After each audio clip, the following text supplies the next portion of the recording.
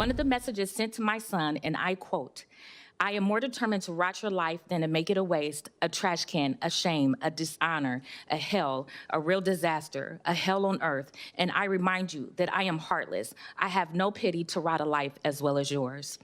This was one of almost 200 messages sent to my child over the span of 19 and a half hours. He was witty, thoughtful, kind, and loved chess. James was a high school senior. He wanted to major in pre-law, and he was months away from breaking a 40-year-old school record in the 110 hurdles. For nearly 20 hours, they attacked, threatened, terrorized, dismantled my child. Every time he tried to fight back and ask, "Why are you doing this to me? Please leave me alone," they escalated, sending his image to friends and family, telling him he would be labeled a pedophile, telling him his future was over, telling him you should just kill yourself. And in those last moments, my son, who had everything to live for, felt like he had no other choice. That was Tamia Woods this morning, telling the Senate Judiciary Committee about her son, James, who she says took his own life after he was blackmailed by online sextortion predators who threatened to share his intimate photos if he did not send them money. He was 17 years old. Hello, everyone. This is Outnumbered. I'm Molly Line, and joining us today, Jerry Willis, Fox Business correspondent. Kennedy, host of the Kennedy Saves the World podcast, Arthur Neville, Fox News anchor, and Brian Kilmeade, Fox and Friends co-host and host of the Brian Kilmeade Show on Fox Radio with One Nation with Brian Kilmeade. James was obsessed with comics. He could quote every episode of the Flash TV show, and he wore an anime headband during track meets because he said it made him run faster. He was the one to beat in the men's 110-meter hurdles. One November afternoon, he was targeted online by predators who at first pretended to be a teenage girl. They tricked him into sending intimate photos, then bombarded him with more than 200 messages in less than a day, telling James to send money or risk losing everything. He took his own life. Unfortunately, James' story isn't unique. The FBI warns sextortion is exploding and young boys are being targeted constantly. From October 2021 to March 2023, federal agents received over 13,000 reports of sextortion of minors, one as young as 8 years old. At least 20 of the victims took their own lives. Yesterday, friends and family of another victim, 15-year-old Braden Boone, celebrated as Wisconsin Governor Tony Evers signed a bill named after him into law. Braden loved to ski, play baseball, and sing loudly and off-key. To me, it means hope. The hope that this is only the beginning of Braden's story, not the end. Hope that through him and the passing of this law, we will reach every parent in this state and further.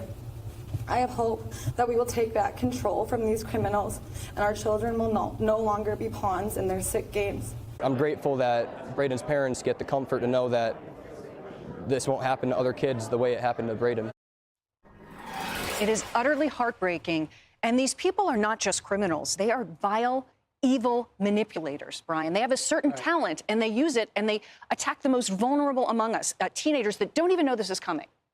So there's a couple of things. I think you got to approach it from two places. Number one, make the penalty greater. I got it. I understand that. But usually somebody with a twisted mind like that is not saying, well, I could get 7 years in prison or 12. I also think you got to educate the kids like you did with drunk driving.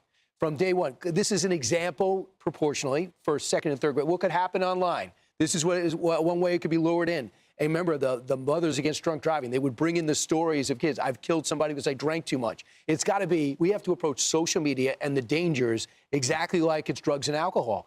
And I think that, along with what Australia is doing and saying banning social media until you're in your mid-teens, I think that's where we're heading as a civilized world. Absolutely right. We actually have some tips from the National Center for Missing and Exploited Children regarding sextortion victims. We want to get to this right away before we continue with the topic. The blackmailer is not to blame, not you. The blackmailer is to blame, not you. You can report all of this via accounting the platform safety, so let people know this is happening. Block the suspect, the person after you. Do not delete the profile or the messages because that can help law enforcement if they're trying to catch a blackmailer.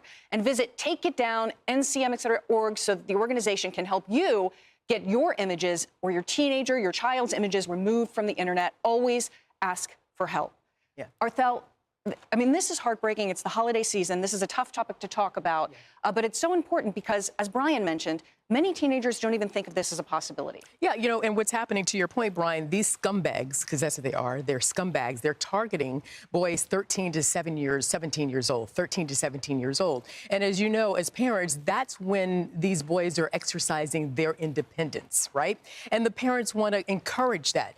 But the parents also, and to be clear, it's not the parents' fault, but the parents also have to, they have to pry into what they're doing on the internet, their activity, to make sure they're able to protect the parents. Again, it's not the parents' fault, but that's just another weight on the parents' shoulders in this day and age of raising children. And, you know, listen, there cannot be enough protection for these kids who are online. They're being preyed upon by, you know, they're innocent. They don't even realize what's happening before they're down that rabbit hole, if you will. And then you have Governor Evers, who's doing a great job signing Brady's Law, which is going to create new penalties for these evil people preying on these innocent children.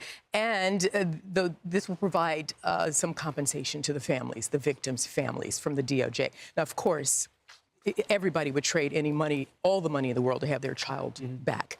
But I hope that Governor Evers' move is an example for more to follow, more penalties, put them underneath the jail.